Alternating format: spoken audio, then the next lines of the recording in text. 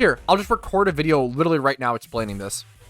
So this is kind of my fault. I clearly didn't explain it well enough. My OT Dex completion video for Kanto confused a lot of people. A lot of people asked me like, hey, like does how did you breed for OT? Like, how does that work or whatever? You cannot breed for OT caught Pokedex completion. But what you can do, the perfect example in my Dex right now is my Trico line. So what you can do, so you see how in my Trico line, I have Trico caught OT. Well, now I lost it. One sec. I have Trico caught OT, but not Grovyle. So the way you can use breeding to your advantage with OT Dex completion is you can buy 2 Tricos off the GTL and breed them for an OT Trico if you already have it caught OT.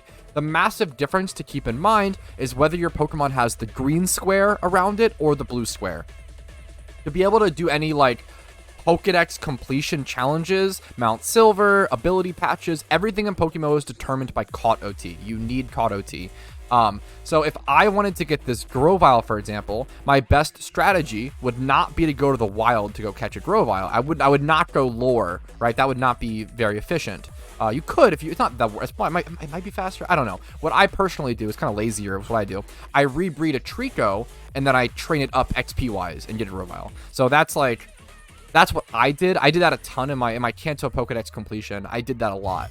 And I think a lot of people were confused. Like, why did you breed for OT? What I did was I bred for a pre-evolution, and then that comes out OT because I already have it caught OT, and then you can use that to evolve it into a later evolution. But like, what's a good example?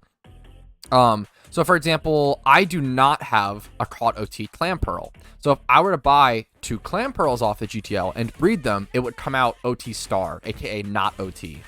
So hopefully that clears things up. That was my fault. I clearly didn't explain that well in my Pokedex completion guide. Or I have a guide coming out actually for Pokedex completion. I did a playthrough of me completing my Kanto Pokedex. And I'll be doing Hoenn and Sinnoh and everything else in the future as well. So yeah, hopefully that clears things up. I know a lot of questions are being popped up right now with Pokedex completion stuff. I'll probably have to push up.